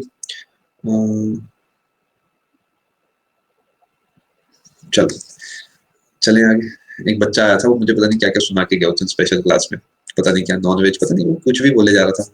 एक तो पेपर 2-2 3-3 साल नहीं होते यार, बच्चा भी परेशान हो जाता है। कहाँ जाए बच्चा? कोई बात तो कर नहीं रहा उससे। वो किसे मैसेज करे? वेस्टर्न घाट की हम थोड़ी-सी बात करते हैं। ये तो यूट्यूब सही सहारा है, वहाँ जाके अपनी भड़ास निकाल लेते हैं लोग। वेस्टर्न घाट की अगर मैं आपसे बात करता हूँ, तो बेसिकली घाट का जो शब्द का मतलब है, ये है narrow strip of mountain. Narrow strip of mountain. Narrow strip of mountain, इसका मतलब ये हो गया कि वैसे तो ये तो हिंदी इंग्लिश सब सेम ही चलेगा ना, ये तो सिर्फ सेम ही चलेगा। वेस्टर्न घाट अगर कुछ एग्जैक्ट इसकी शुद्ध हिंदी है तो आप वो भी लिख सकते हैं, ऐसी कोई दिक्कत की बात नहीं है। ये जो आपका इलाका यहाँ वाला है, यहाँ पर क्या मैं कह सकता हूँ ऊपर से लेकर नीचे तक आपको एक पहाड़ी क्षेत्र देखने को मिलेगा। पश्चिमी घाट, बिल्कुल सही।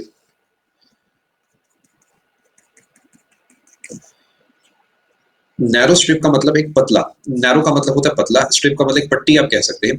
यानी ये जो है ज़्यादा चौड़े नहीं होंगे। मैं उम्मीद कर रहा हूँ बात समझ पा रहे हैं। बहुत ज़्यादा चौड़े नहीं होंगे, ऐसा नहीं कि यहाँ से शुरू हुए और पूरे अंदर तक जा रहे हैं। अगर आप नोटिस करोगे, इस मैप में मैंने आपको बना के दिखाया होगा, तो बहुत ज़्यादा अंदर तक ना जाते हुए आप कहेंगे थोड़ा-सा इलाका कवर करते हैं। यानी बहुत ही कम इलाका कवर करते हैं, ऐसा नहीं फैल के यहाँ तक पहुँच गए, ऐसा नहीं होगा। थोड़े से इलाके के अंदर आपको देखने को मिलते हैं। नैरो स्ट्रिप ऑफ माउंटेन, ठीक है जी। अब यहाँ पर क्या होगा, बहुत सारे इलाका आपको प्लेन भी देखने को मिलेगा, यानी शुरू के जो 100 किलोमीटर है यहाँ पर आपको कोई भी पहाड़ी देखने को नहीं मिलती। और यही वो इलाके हैं जिन्हें आप शहर बोलते हैं, बीचेस बोलते हैं। मुंबई हो गया, गोवा हो गया, बहुत सारे ऐसे इलाके हैं। अगर आप कभी पुणे गए हैं तो आपने देखा होगा, पुणे से आप आगे कहीं भी जाएंगे, इनफैक्ट पुणे भी जाएंगे तो बहुत सारे इलाका आपको पहाड़ वाला दिखेगा वहां पे। पुणे हो गया, सतारा हो गया, भले ही वो मुंबई के बहुत ज्यादा पास है। मुंबई अपने आप में बिल्कुल भी मतलब मुंबई में आपको कोई पहाड़ नहीं दिखेगा, लेकिन वहां से जरा सा ही आप आगे जाएंगे आपको महाबलेश्वर हो गया, सतारा हो गया, लोनावाला हो गया और बहुत सारे ऐसे इलाके हैं, औरंगाबाद हो गया, बहुत सारे ऐसे इलाके हैं जो कि आपको वहां देखने को मिलते हैं, जो कि पहाड़ी क्षेत्र है। अब ये जो प्लेन वाला इलाका है, ये जो प्लेन वाला इलाका है आपका, इसे कोस्टल प्लेन बोला जाता है। प्लेन इसलिए क्योंकि ये प्लेन है और कोस्टल इसलिए बिकॉज़ यहाँ पर आपको सी कोस्ट देखने को मिलता है। क्या आप बात समझ पा रहे हैं? ये वाला पोर्शन मैं आपको दोबारा भी पढ़ाऊँगा, अभी जब माउंटेन के बाद प्लेट्यू के बाद प्लेन पढ़ाऊँगा, तभी हम दोबारा डिस्कस करेंगे। ये करीब 100 किलोमीटर चौड़ा होता है, 100 किलोमीटर वाइड, ठीक है जी? तो वेस्टर्न घाट जो है, इसी को हम एक और नाम से भी जानते हैं, जिसका नाम है सहयात्री। सहयात्री नहीं है, कहीं आपको हम फेलो पैसेंजर्स नहीं है, ये वो फेलो पैसेंजर्स वाला पैसेंजर नहीं है, सहयात्री है। ध्यान रखेंगे, ठीक है जी। ये कहाँ से स्टार्ट होते हैं? ये स्टार्ट होते हैं आपके माउथ ऑफ तापी। पेपर का सवाल है, पहले ही बता रहा हूँ, ये भी और ये भी। माउथ ऑफ तापी से स्टार्ट होते हैं, कहाँ तक जाते हैं? ये कन्याकुमारी तक जाते हैं। कन्याकुमारी भले ही आपको तमिलनाडु में लगेगा कि ईस्टर्न घाट वाला इलाका हो गया, लेकिन ये कन्याकुमारी तक आके जाते हैं, ठीक है जी। अब कौन कौन से राज्य हैं ऑटोमेटिकली आप कवर कर लोगे, क्योंकि तापी से शुरू होते हैं, तो क्या गुजरात इसमें आता होगा? अगर आपके तमिलनाडु तक जाते हैं तो तमिलनाडु आता होगा, तो जो बीच में है सब लिख लो भाई। गुजरात के बाद महाराष्ट्र आना मजबूरी है। महाराष्ट्र के बाद बताओ क्या आएगा, कोई बता सकता है? गोवा आएगा, शाबाश। गोवा के बाद क्या आएगा? कर्नाटक आएगा। कर्नाटक के बाद क्या आएगा? केरला आएगा। आपको ऐसे क्या करेगा, 4-5 ऑप्शन देगा जिसमें एक महाराष्ट्र, एक गुजरात, एक कर्नाटक और एक आपको दे देगा उड़ीसा। कहेगा बताओ यहाँ पर कौन से में आपको नहीं देखने को मिलता है वेस्टर्न घाट? उड़ीसा आंसर होगा। दूसरा सवाल दे देगा गुजरात, महाराष्ट्र, कर्नाटक, उड़ीसा। बताओ इनमें से ईस्टर्न घाट आपको कहाँ देखने को मिलता है? आप ईस्टर्न घाट के केस में उड़ीसा से काम चला लेंगे। इस टाइप के सवाल आपके बनते हैं। चलते हैं आगे। अब अगेन यहाँ पर वही सेम थ्योरी चलेगी कि जब यहाँ से हवा आई थी तो उसके पास नमी थी क्योंकि समुद्र से आई थी। जब वो यहाँ पे टकराई तो वो ऊपर गई होगी। ऊपर जाने का मतलब ये हो गया कि उसकी जो नमी है वो उसके अंदर से निकल गई होगी। अंदर से निकलने का मतलब ये है कि इस इलाके में बहुत ज्यादा आपको बारिश देखने को मिलती होगी। ठीक है, मैं उम्मीद कर रहा हूँ आप बात समझ रहे हैं। देखो वूजियो, मैं आपको एक बात बताता हूँ, आपका नाम पक्का बहुत अच्छा नाम होगा, है ना? उसके अलावा ये नाम भी आपका अच्छा ही है। लेकिन मसला ये है कि सिलेक्शन तो अपने को लेना है ना, 3-4 महीने बचे हैं। अब देखो होगा क्या, पहले तो आप जाओगे ट्रांसलेटर का इस्तेमाल करोगे, उसके बाद आप वहां पे सोचोगे क्या बढ़िया सा लिखूं, फिर आप सोचोगे लोगों को क्या महसूस हुआ होगा, फिर आप इंतजार करोगे कि लोगों ने क्या कहा, कमेंट क्या है, मजा आया नहीं आया, मजा नहीं आया तो और बढ़िया लिखो। तो इसमें क्या होगा, सिलेक्शन थोड़ा सा पीछे रह जाएगा यार, है ना? और ये चीनी तो किसी के सगे हुए नहीं, तुम्हें तो पता ही है सारी बात, तुम तो वहीं के हो, तो क्यों ना पढ़ाई ही कर ले। ठीक है, हम बात कर रहे थे यहाँ से कि आपका समुद्र से जो है पानी आता है और पानी आने के बाद ये आपका टकराता है इस इलाके में। इसका मतलब ये हो गया कि आपके कोस्टल एरिया में बहुत ज्यादा बारिश आपको देखने को मिलेगी। और ये जो बारिश है ये आपकी मुंबई में, महाबलेश्वर में, सतारा में, इनफैक्ट गोवा में बहुत ज्यादा आपको बारिश देखने को मिलती है। कभी आप गोवा भी जाएंगे तो वहां पर भी बहुत ज्यादा चांस है कि अगर आप वहाँ 1 हफ्ता गए हैं, 10 दिन गए हैं, तो हो सकता है वहां पे आपने कभी बारिश देखी हो। नासिक वाला इलाका हो गया और बहुत सारे इलाके हैं जो कि आपके पूरे इस स्ट्रेच में पड़ते हैं। जो जो काम की बातें हैं वो क्या है मैं आपको बता देता हूँ। एक तो माउथ ऑफ तापी, एक गुजरात, एक कन्याकुमारी, एक बारिश वाली बात और एक लोकेटेड, पैरेलल नहीं, लोकेटेड ऑलमोस्ट परपेंडिकुलर। ठीक है, perpendicular to the direction of wind. अब एक सवाल है सर, ये क्या बात हुई? माउथ, माउथ कैसे हो गया? माउथ का मतलब होता है रिवर की भाषा में जहां से वो पानी अपना छोड़ती है। माउथ का मतलब यहां पर है जहां से वेयर रिवर मीट्स द सी। यानी अगर मैं आपको एग्जांपल के तौर पे बताता हूं, ये हमारा देश है इस टाइप से,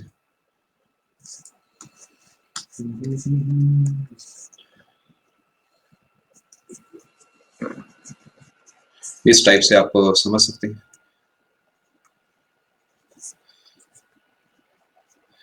तो जो इसका माउथ कहलाएगा वो बताओ कौन सा पॉइंट कहलाएगा, ये ए या बी? ए कहलाएगा क्योंकि यहीं पे जो है ये सी से जाकर मिली है।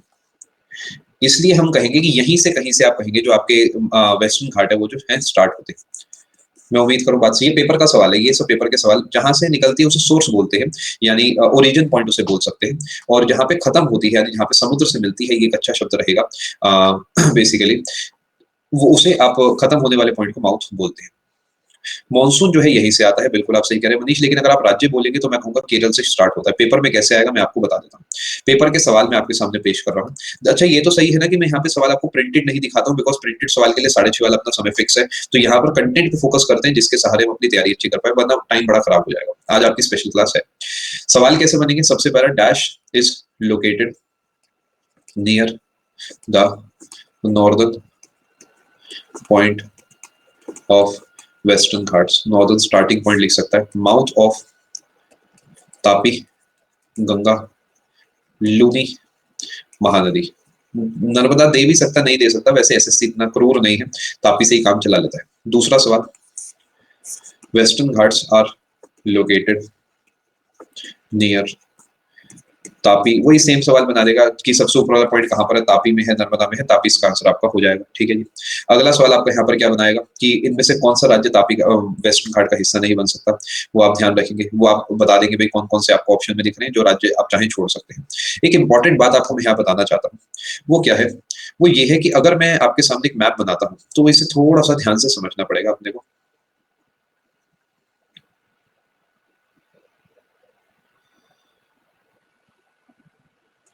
ये जो इलाका आप थोड़ा सा देख पा रहे हैं, मैं उम्मीद कर रहा हूँ आप थोड़ा सा समझ पा रहे होंगे कौन सा इलाका मैं आपके सामने बनाने की कोशिश कर रहा हूँ। ये इलाका जो है आपका, मैंने बना दिया भारत का एक तरीके से कुछ इलाका। बाकी सब इलाकों में आपको पानी देखने को मिलेगा, सिर्फ ये एक ऐसी जगह होगी जहां पर आपको जमीन देखने को मिलेगी। कुछ नाम है जो आपको यहाँ पे मेरे हिसाब से पता होने चाहिए। सबसे पहले अगर कोई बोलता है कच्छ वाला इलाका कौन सा है, तो ये वाला इलाका पड़ता है जिसे आप कच्छ बोलते हैं। ये सबसे पहली बात पता होनी चाहिए, ठीक है जी। दूसरी बात, कोई कहता है कि सर क्रीक कहाँ पर है, आपको मैं पढ़ाऊंगा आगे चल के। तो कोई आपको कहता है सर क्रीक कहाँ पर है, तो अगेन आप सेम आंसर देंगे, ये आपका सर क्रीक है। ये सब डिटेल में पढ़ा दिया जाएगा, चिंता ना करें, लेकिन पेपर इतने में से काम चला लेगा। बाकी सब डिटेलिंग ज्ञान के लिए होगी, लेकिन पेपर में इतना ही पूछा जाता है। एक और सवाल बनता है, खंबत कहाँ पर है, याद रखेंगे। ये जो इलाका मैंने आपको मार्क करके दिखाया है, this is Khambhat. Sir creek क्या है अभी आपको बता देता हूँ। एक इलाका है, क्रीक होता है दलदली इलाका, ओम प्रकाश, और इसका नाम है बस सर क्रीक। ये इंडिया और पाकिस्तान का एक डिस्प्यूटेड पॉइंट है, ठीक है। अब एक सवाल पेपर बनाता है, वो मैं आपको बताता हूँ। Tapi, Tapi's mouth is near, A option, Gulf of Kutch, Gulf of Mannar, Gulf of Khambhat. और होता है क्या, बच्चे ने कच्छ इतनी बार सुना होता है जीवन में कि वो कच्छ पे टिक कराता है, और वहीं पे उसका जो उसने पूरी मेहनत करी है रिवर्स सिस्टम पे, सब जीरो हो जाती है, बिकॉज एक ही सवाल पूछा जाता है। तो इट इज लाइक 0 और 100, तो 0 क्या -0.5 हो जाता है। आंसर इसका खंबत होगा, बिकॉज तापी हो गई, नर्मदा हो गई, ये जितनी नदियां हैं आपकी, सब इसी इलाके में आकर अपना जो पानी है वो आपका अरेबियन सी को देती है। जैसे मैंने नर्मदा बना दी, यहाँ पर आप कहेंगे मैंने आपके लिए तापी बना दी फॉर एग्जाम्पल। ये तापी है, ये नर्मदा है, सब इसी इलाके में आकर अपना पानी देती है। मैं उम्मीद कर रहा हूँ थोड़ा थोड़ा आप समझ पा रहे हैं। मुहाना बनाती है, वैसे भी कह सकते हैं। गल्फ ऑफ खंबत सही आंसर होगा। अगर ये ऑप्शन में नहीं होता तो दूसरा ऑप्शन देता है वेस्टर्न घाट्स। दूसरा ऑप्शन वेस्टर्न घाट आपको दे सकता है।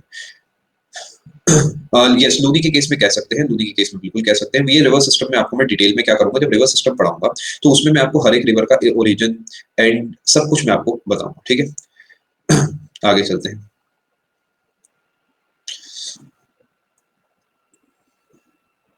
मार्कोस कह रहे हैं मुहाना नहीं रिहाना बना दो, और मुझे मार्कोस की जगह कारतूस पढ़ाई में आया। मेरी गलती है, देखो ऐसी कोई बात नहीं है, मैंने गलत पढ़ा आपका नाम, ऐसी कोई दिक्कत नहीं। जैसे आपने गलती से मुहाना की जगह रिहाना लिख दिया, वैसे मैं मार्कोस की जगह कारतूस पढ़ पाया, माय फॉल्ट। आगे चले। ये जो इलाका है इसे खंबत का इलाका बोला जाता है, यानी ये है गल्फ ऑफ खंबत।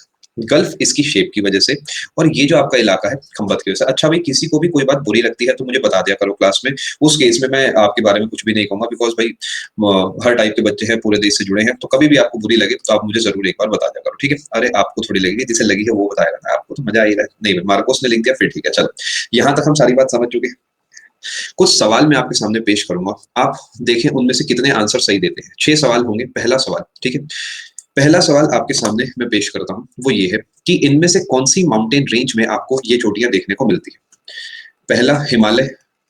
मैं कुछ ऑप्शंस बना रहा हूं, आप एबीसीडी में बता देना, आपका टाइम बचेगा। Aravalli, western Ghat, C, D eastern Ghat, E gulf of Khambhat. कुछ जगह लिख रहा हूं बस मैं, आप बस मुझे उसके आंसर्स देते रहना। F gulf of Kutch, G Vindhyas, H Satpura.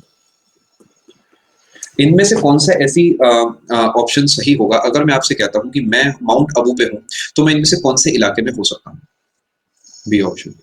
अगर मैं आपसे कहता हूं कि मैं जो हूं एक ऐसे पॉइंट पे खड़ा हूं जहां से सोन नदी निकलती है, तो मैं इनमें से कौन सी रेंज पे खड़ा हो सकता हूं, सोन नदी। जी एच आ रहा है, चलो ठीक है। मैं तापी को अरेबियन सी से मिलता हुआ देखता हूँ। जी और एच का डाउट आपका क्लियर मैं करूंगा जब मैं आपको आगे चल के थोड़ा सा और डिटेल बताऊंगा आपके रिवर सिस्टम्स की, वहां पे हम क्लियर करेंगे। बिल्कुल सही। लूनी नदी जो है, अगर मैं बात करता हूँ लूनी नदी कहाँ पर जाके खत्म हो जाती है, तो उस केस में आप आंसर क्या देंगे, खत्म कहाँ पे हो जाती है। देखिए, स्टार्ट होती है अरावली रेंज से, खत्म हो जाती है कच्छ वाले इलाके में। दोनों में से जैसा सवाल बनेगा आप आंसर अपना दे सकते हैं। दुनिया की सबसे ऊंची चोटी इनमें से कौन सी पर्वत श्रृंखला के ऊपर है, कौन सी माउंटेन रेंज के ऊपर दुनिया की सबसे ऊंची चोटी आपको देखने को मिलती है। हिमालय, बिल्कुल सही, बहुत बढ़िया, लाजवाब। इनमें से कौन सा ऐसा इलाका है जहां पर मुझे महाबलेश्वर नाम की पहाड़ी देखने को मिल सकती है। Himalaya, Aravalli, western Ghat, eastern Ghat, gulf of Khambhat. बहुत सारे ऑप्शन दे सकता है। देखिए, जो महाबलेश्वर, अब यहाँ पर आके आप फंस गए हैं। महाबलेश्वर आपको वेस्टर्न घाट के ऊपर देखने को मिलता है। अभी थोड़ी देर पहले मैंने आपको समझाया था, तो मैंने एक से जान के नाम लिए थे, लोनावाला, महाबलेश्वर, खंडाला, सतारा, मुंबई। मुंबई थोड़ा सा अलग हो गया, लेकिन फिर भी मैं कहूंगा ऑप्शन के हिसाब से बेस्ट आपका यही रहेगा, क्योंकि महाराष्ट्र में है तो ईस्टर्न घाट नहीं हो सकता, अरावली भी नहीं हो सकता। अब याद रखेंगे, महाबलेश्वर, सतारा, मुंबई, ये सब इलाके जो है वेस्टर्न घाट से से जुड़े हुए हैं, सब मुंबई के आसपास है। सतारा मुंबई से आप मान के चले 3-4 घंटे का रास्ता होगा मेरे हिसाब से, और पुणे भी 2-2.5 घंटे का ही रास्ता है। ये सब लिखवा दो। देखो ये कुछ चीजें ऐसी हैं अंकुर जो मैं आपको आगे चल के भी लिखवाऊंगा, बाकी आप साथ साथ भी नोट करा करो, क्योंकि कई बार क्या होता है कि मुझे लगता है वो पॉइंट आपके लिए पुराना होगा, आपको नया लगता है, नोट इट डाउन, कोई दिक्कत की बात नहीं। आगे चलते हैं, आप आराम से नोट कर सकते हैं। लूनी वाला पॉइंट रिपीट करा जाएगा। लूनी, देखो आप बात को समझो, मेरी ना मजबूरी है, कुछ चीजें ऐसी हैं जो मुझे अभी थोड़े से लेवल पे बतानी होगी, बिकॉज सेकेंडरी सेशन है इंडियन का। लूनी एज अ रिवर हम पूरी पढ़ने वाले हैं, कहाँ से शुरू होगी कहाँ पे खत्म होगी उसकी झलक आपको मिल जाएगी जब मैं आपको एक बार नॉर्थ ईस्टर्न रिवर्स पढ़ा दूंगा ना, तब आप समझ जाओगे कि सेशन का लेवल क्या है। मजा आ जाएगा, मैं आपको कह रहा हूँ, मतलब वो लेवल होगा कि हंसी आ जाएगी आपकी। नहीं सच में देख लेना, एक बार तो हंसी जरूर आएगी, और वो कंटेंट को देखकर आपको अपने आप आ जाएगी। कंटेंट को देखकर क्या मतलब है इसका, वो आप समझ जाओगे। चलो आगे चलते हैं। यहाँ तक हमने बात कर ली है बहुत सारी, और कुछ और चीजों का डिस्कशन कर लेते हैं, क्योंकि इस समय हम वेस्टर्न घाट्स पे वेस्टर्न घाट्स से ही आपका क्या होता है, मॉनसून आता है। अराइवल ऑफ मॉनसून के कुछ सवाल बना देता हूँ आपके लिए। अराइवल ऑफ मॉनसून याद रखेंगे, सबसे पहले कहाँ आता है, वेस्टर्न घाट्स पे आता है, और इसके अलावा कहाँ से आता है, अरेबियन सी से आता है। एसएससी के कुछ सवाल बना रहा हूँ, लेकिन अपनी सुई जहां अटकी है वो भी अब लिख देता हूँ कि सर केरला से आता है, यानी Kerala is the first state to receive monsoon. क्या ये बात आप समझ पा रहे हैं? ये पेपर के सवाल हैं, इसमें केरला वाला सबसे इंपॉर्टेंट सवाल है, ध्यान रखेंगे। अब ये जो वेस्टर्न घाट है ना, बड़ा इंपॉर्टेंट है सर, आप अलग ही पढ़ाते हैं, चलिए बढ़िया है, सीख पा रहे हैं। ये टॉपिक आपको आगे चल के पढ़ाया जाएगा, चिंता ना करें। स्लाइड, अरे भैया क्यों स्लाइड करते हो, क्यों स्लाइड पे तुम मरते हो, क्या होता है स्लाइड का, स्लाइड्स की लगा दो ढेरी। वेस्टर्न घाट्स, अरेबियन सी और केरला, फटाफट आप नोट करें। अब चलते हैं आगे।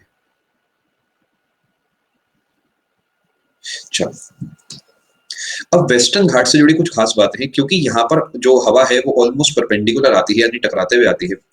तो याद रखेंगे यहाँ पे रेनफॉल क्या हाई होगी, लो होगी आपके हिसाब से? यस होगी ऋषभ, बिल्कुल, आपसे थोड़ा सा लेट आया, मैंने स्टार्टिंग में डाउट जो है आपका ले लिया था, हाई होगी। क्या यहाँ पे वेजिटेशन हाई होगी? वेजिटेशन का मतलब यहाँ पर पत्ता गोभी आलू गोभी से नहीं होता, वेजिटेशन का मतलब होता है forest. Answer is yes, high होगी। तो क्या यहाँ पे फ्लोरा और फोना आपको ज्यादा देखने को मिलेगा? फ्लोरा फोना का मतलब होता है कि जो पेड़ पौधे हैं, जो जीव जंतु है, आपको देखने को मिलेगी, बिल्कुल हाई देखने को मिलेगी, याद रखिए। ये कुछ बातें हैं जो आपको ध्यान में रखनी है, ठीक है जी। आगे चलते हैं। एक लाइन है 16 डिग्री लैटिट्यूड पे, 16 डिग्री लैटिट्यूड पे एक लाइन है, मैं ऐसे बना देता हूँ रफ में।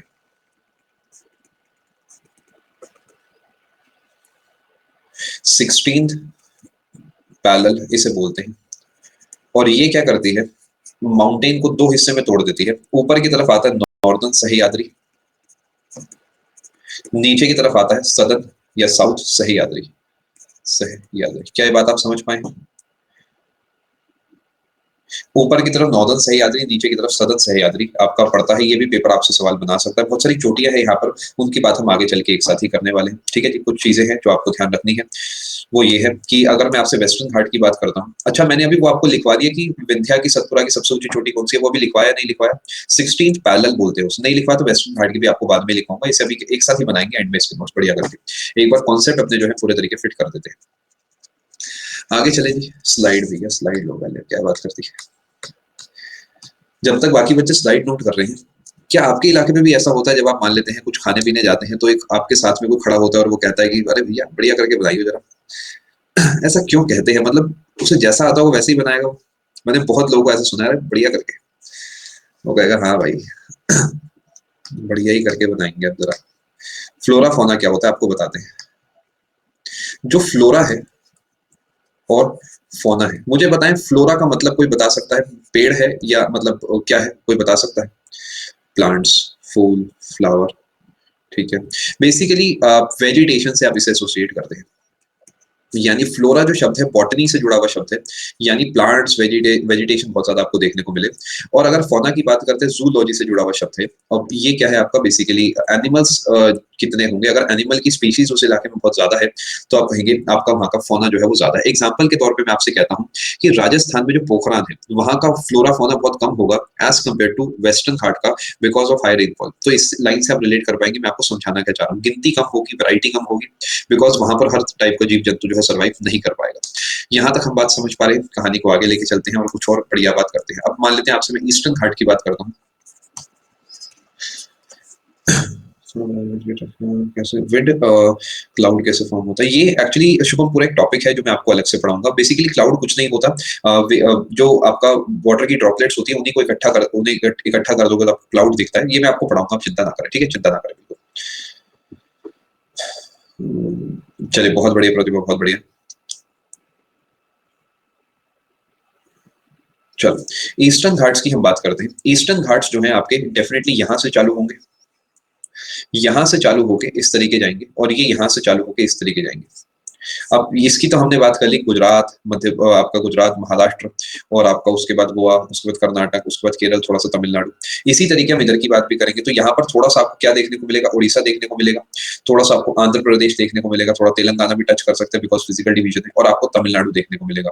यानी मैं कह सकता हूँ नीचे की तरफ तमिलनाडु है, उसके बाद आपका आंध्र प्रदेश है,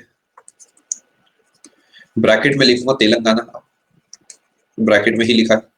ऑप्शन पे यहाँ पर थोड़ा सा हमें खेलना होगा। बिल्कुल आप सही कह रहे हैं मनीष, मैं आपको एक साथ नोट कराऊंगा। फर्स्ट टाइम नहीं, आप बेफिक्र रहे भाई, सब बढ़िया ही होगा। अब यहाँ आ गए हैं आप, तो ये उड़ीसा आपका एक और हो गया, ठीक है जी। ईस्टर्न घाट्स के बारे में आपसे बात करें, कुछ चीजें ऐसी हैं, कुछ चीजें ऐसी हैं जो आपको समझनी होगी कि ये जो बना है ना, ये सेडिमेंटेशन के चक्कर में बना है पूरा ईस्टर्न घाट। लेकिन जो आपका वेस्टर्न घाट था ना, वो जब हम अफ्रीका से अलग हुए थे तब बना था। यानी जो आपका इधर वाला पोर्शन है ये अफ्रीका से अलग हुआ था, आपको शायद थोड़ा थोड़ा आइडिया होगा, ये हम पढ़ेंगे हिमालय के फॉर्मेशन में। तो वेस्टर्न घाट का जो फॉर्मेशन हुआ है वो हुआ है क्योंकि हम अफ्रीका से अलग हुए हैं, तो वो वाला हिस्सा जो है अफ्रीका से आप कहेंगे अलग होने की वजह से बना है। जो आपका ईस्टर्न घाट है वो सेडिमेंट डिपोजिशन के चक्कर में बना है। मैं एक काम करता हूँ, लिख देता हूँ छोटी सी बात, क्या पता सवाल आपसे पूछ लिया जाए। वेस्टर्न घाट, ईस्टर्न घाट, अफ्रीका से अलग होने की वजह से सेडिमेंट डिपोजिशन से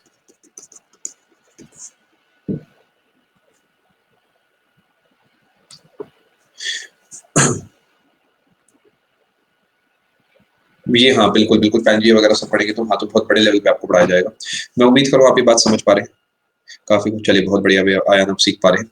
अब एक और चटपटी बात बताता हूँ, ईस्ट वाला नहीं लिख पाए कोई बात नहीं, वो चटपटी बात क्या है सर, कुछ तो बढ़िया बताओ। अगर मैं भारत आपके सामने बनाता हूँ तो एक सवाल है मन में, वो सवाल ये है कि नदियां इधर से उधर कैसे भाग रही है। तो क्या ऐसा मैं कह सकता हूँ एक तरफ से भारत ऊंचा होगा, एक तरफ से भारत नीचा होगा?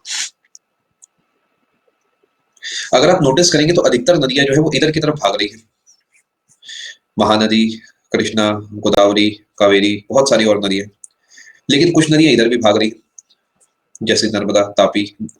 तो इसका मतलब लॉजिक क्या है? लॉजिक मैं आपको थोड़ा सा समझाता हूँ। अगर मैं आपसे ओवरऑल बात करता हूँ, अगर आपसे मैं ओवरऑल बेसिक लेवल पे बात करता हूँ, बेसिक लेवल, सिंपल लेवल, तो वो ये है कि जो हमारा भारत है ना, अगर आप उसे ध्यान से देखते हो तो ऊपर से वो हमें ऐसा दिखता है,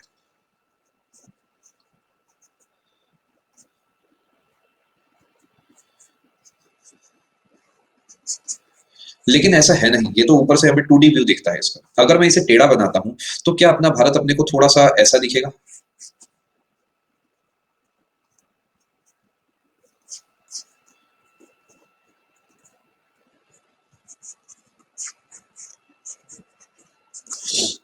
अगर थोड़ा थोड़ा देखो, रफ में बनाना है, 10-10 सेकंड मिलते हैं तो फटाफट ही बनाना पड़ता है।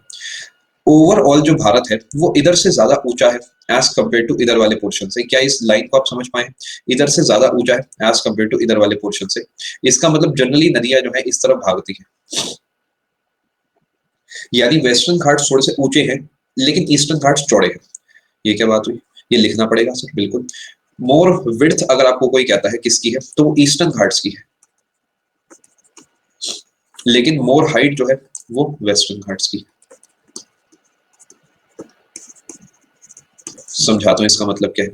यानी अगर एक पहाड़ी ऐसी बना के दिखाता हूँ और एक पहाड़ी ऐसी बना के दिखाता हूँ तो ये आपके हो गए वेस्टर्न घाट्स और ये हो गए आपके ईस्टर्न घाट्स। ईस्टर्न घाट से ही वेस्टर्न घाट्स है। इसका रीजन भी हम डिस्कस करेंगे अनुज सही समय आने पे। ये आपका एक्चुअली आप जो सवाल पूछ रहे हो यही सवाल यूपीएससी के पेपर 1 के मेंस में पूछा गया था कि अधिकतर रिवर्स जो है वो ईस्टर्न तरफ जाती है, लेकिन ये तो रिवर्स ऐसी क्यों है जो वेस्टर्न तरफ जाती है। तो टॉपिक्स थोड़े से डिस्कशन वाले टॉपिक है, सही मौका देख के मैंने डिस्कस करूंगा। क्या ये आप बात समझ गए? पेपर आपसे यहाँ से सवाल बना सकता है। दूसरी बात, जो वेस्टर्न घाट्स है ना वो कंटिन्यूअस है, यानी एक सिंगल ही आप ऑलमोस्ट कह सकते हैं, सिंगल ही आपको देखने को मिलता है। लेकिन जो ईस्टर्न घाट है ना वो डिसकंटिन्यूअस है, यानी आप कहेंगे डिसकंटिन्यूअस। अगर मैं आपको एक ऊपर से बना के दिखाता हूं इस टाइप से, तो ये तो आपको कुछ ऐसे दिखाई देंगे, लेकिन ये आपको बहुत ज्यादा छोटे छोटे टुकड़ों में दिखाई देंगे। क्या आप बात समझ पा रहे हैं? इस टाइप से आपको अलग अलग इलाकों में दिखाई देंगे, यानी ये ऑलमोस्ट एक ही है। तो एक तो इसलिए बनाया जिससे आपको ये ना लगे बिल्कुल ही सिंगल है, मतलब टुकड़े तो ऑब्वियसली होंगे ही, बीच में नदियां जा रही है, बहुत सारे शहर है, बहुत कुछ है, लेकिन ये जो है ज्यादा टूटे हुए छोटे छोटे पॉइंट्स में आपको इसलिए बता रहा हूँ। पिछले 2 साल से सवाल यही से बन रहे हैं, डिसकंटिन्यूअस का मतलब अलग अलग। बिल्कुल आप सही कह रहे हैं, मैं उम्मीद करूँ आप ये बात समझ पा रहे हैं। लेकिन ऐसा जरूरी नहीं है कि भारत अगर ऐसा है तो पूरे तरीके ही ऐसा होगा। अगर आपको मैं बना के दिखाता हूँ थोड़ा सा, तो क्या आप इस बात को समझ पा रहे हैं? एक सेकंड, अगर मैं आपको बना के दिखाऊं, थोड़ा सा पेचीदा है लेकिन काम चला लेंगे। अगर ये भारत का मैं आपको बेस बना के दिखाता हूं, तो क्या जरूरी है क्या सब कुछ इधर की तरफ से इधर ही जा रहा होगा? क्या ऐसा जरूरी है कि सब चीजें ऐसी ही होंगी? ऐसा तो नहीं है, ऐसा तो नहीं होगा ना कि सभी चीजें इधर से इधर ही जा रही है, ऐसा तो नहीं होगा। ऐसा हो सकता है कि कुछ इलाके यहां से उठे हुए हों और कुछ इलाके यहां से उठे हुए हों।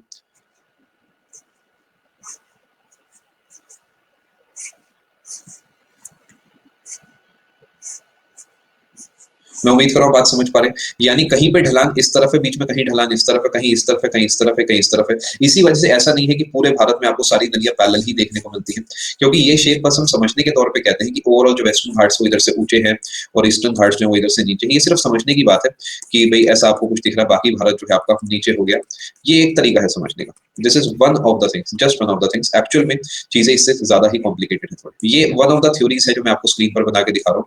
दिस इज ट्रू, बट हर एक जगह पे ऐसा नहीं है। सब जगह पे ढलान ऐसी नहीं है, हो सकता है कहीं पे ढलान ऐसी हो सकता है ढलान कहीं पर ऐसी हो। क्या मैं उम्मीद कर रहा हूँ बात समझ पा रहे हैं? बीच में मतलब ये समझाने के लिए बस मैंने आपको बना के दिया, बीच में दक्कन प्लेट्यू है, छोटा नागपुर प्लेट्यू है, दंडकारण्य है, बहुत कुछ है। ओवरऑल एक छोटा सा मैंने आपको बस चीजों का ओवरव्यू दिया है। आगे चलते हैं।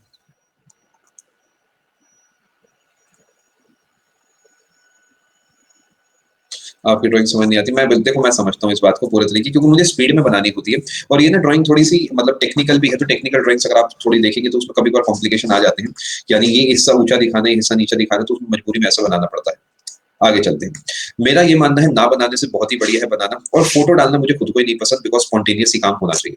स्पॉन्टेनियस का अलग ही मजा है, फोटो डालने में तो फिर क्या ही मेरा क्या रोल हुआ फिर। आगे चलते हैं। चलो अब एक छोटा सा प्यारा सा नन्ना सा मुन्ना सा पॉइंट जो बड़े काम का है। ये ईस्टर्न घाट और वेस्टर्न घाट इस तरीके से चलते हैं। भले ही ये बीच में से टूटे हुए हैं, मान लेते हैं यहाँ से एक आध जगह से और ये कई जगह से टूटा हुआ है, लेकिन फिर भी ऐसा कुछ जगह है जो कि इन दोनों के कॉमन एरिया में पड़ती है। ये कुछ पहाड़ियां हैं जो कि आप कहेंगे दोनों के ही पास पड़ती है। ये पहाड़ी कौन सी है? पेपर बहुत बार पूछता है। ये है आपकी नीलगिरी की पहाड़ी।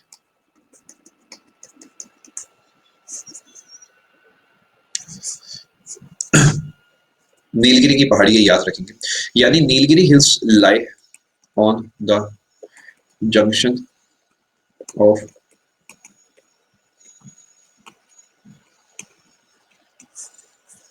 यानी वेस्टर्न घाट्स और ईस्टर्न घाट्स का जो जंक्शन है, यानी मिलने वाला पॉइंट है, जॉइंट है, वहां पर कौन सी पहाड़ी मिलती है? पेपर कम से कम 10 बार ये सवाल पूछ चुका है। प्रैक्टिस नहीं होती? बिल्कुल होती है डीडी, लेकिन प्रैक्टिस के लिए 6:30 वाला सेशन है अपना। आगे चलते हैं। अब थोड़ा सा और मुद्दे की बात समझते हैं। नीलगिरी की पहाड़ियां, यानी यहाँ पर भी आपको काफी सारे छोटी छोटी पहाड़ियां देखने को मिलेगी, जैसे एक डोडा बेटा है।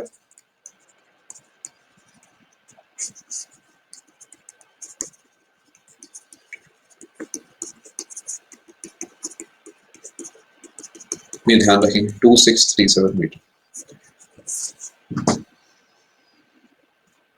बिल्कुल आपने सही लिखा मनीष। यस बिल्कुल विक्रम, स्पेशल क्लास लगाना जरूरी है, जी हाँ।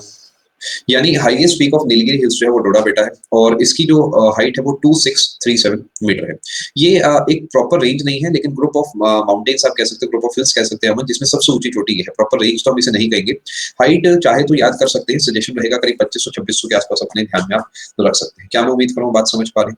यहाँ पर डोडा बेटा है यानी नीलगिरी हिल्स है, इसके साउथ में आप जाएंगे तो आपको अन्नामलाई दिखेगी, हाँ उसके बाद जो आपकी कार्डमम हिल्स है वो दिखेंगी, नागरकोइल दिखेगी। ये सब चीजें हम आपको लिखवाते रहेंगे, चिंता ना करें बिल्कुल भी। ये जो हाइट है 2637 के आसपास ही आपको दिखती है। नहीं यार, गुस्सा तो अब नहीं आता। गुस्सा तो मेरे में वैसे थोड़ा है, आपको कभी महसूस नहीं होने देता। गुस्सा मेरे में काफी है, जो मेरे खास है वो आपको बताएंगे कभी मेरा गुस्सा क्या चीज है। यहाँ तक हम सारी बात समझ चुके हैं।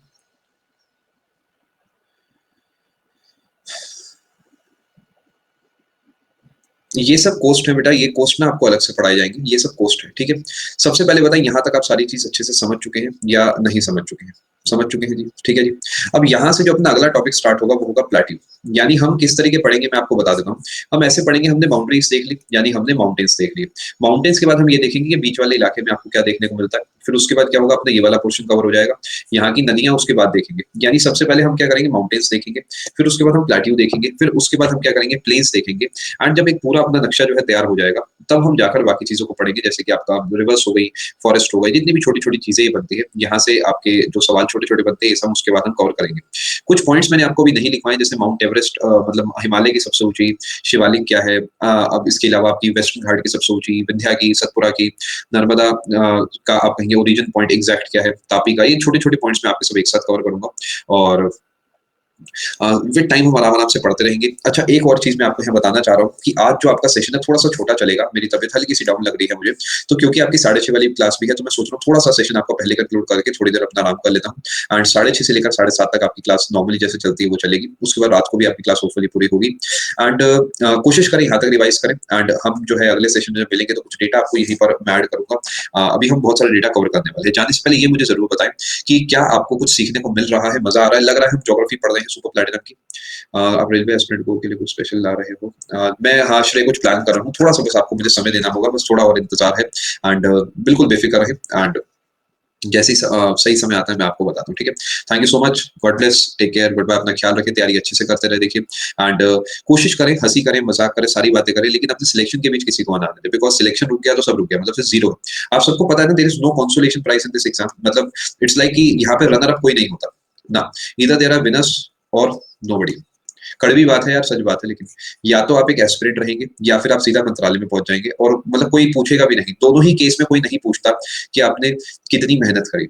It does not matter. या तो आपका सिलेक्शन होता है या फिर आप अगले साल की तैयारी करते हैं और आपको पता ही है वैकेंसीज कम होती जा रही है, तो इधर उधर दोष देके इधर उधर की बातें करने से बढ़िया है जो हाथ में है अपना कोशिश करें उस पर फोकस करें और इस बार अपना सिलेक्शन ले लें, ठीक है। Thank you so much. चलिए, बहुत बढ़िया, चॉकलेट आपको पसंद आ रहा है, thank you so much, God bless, take care, goodbye. जी हाँ, वर्ल्ड हिस्ट्री हम कवर नहीं करते हैं तो बिकॉज सिर्फ कुछ ना के बराबर ही सवाल बनते हैं। मैं सजेशन दूंगा उसे आप एक बार ऊपर ऊपर से खुद ही पढ़ ले, वॉर्स की ईयर्स वगैरह, बाकी कुछ ऐसा खास नहीं बनता है, ठीक है। थैंक यू सो मच, बहुत बहुत शुक्रिया, ख्याल रखें अपना, तैयारी अच्छे से करें। मिलते हैं आप सभी से अगले सेशन में। Thank you so much, God bless, take care, goodbye and 6:30 आपसे मिलता हूँ, ठीक है। बहुत बहुत शुक्रिया।